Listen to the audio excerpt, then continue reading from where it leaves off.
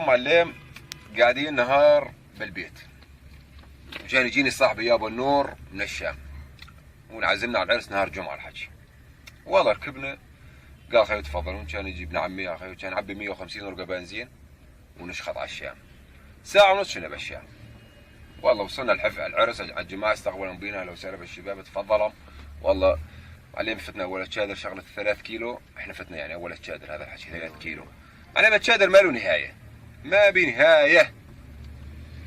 معلم على ناتر رجعت لي ورا، راني 4 اشهر الشام تخبز يسوون للعرس خبز.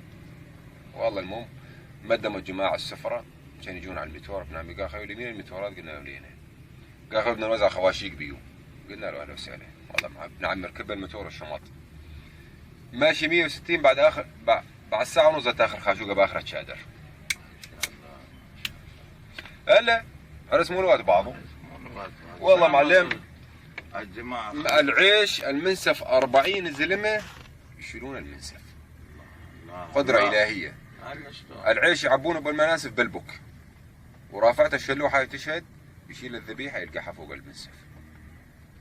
والله المهم معلم كان يشغلون المتور، متور اسكاني اس 12 يضخ مرقه للشعب.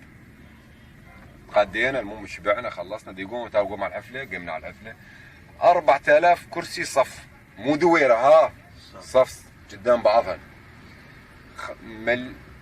4500 كتار مساحة العرس.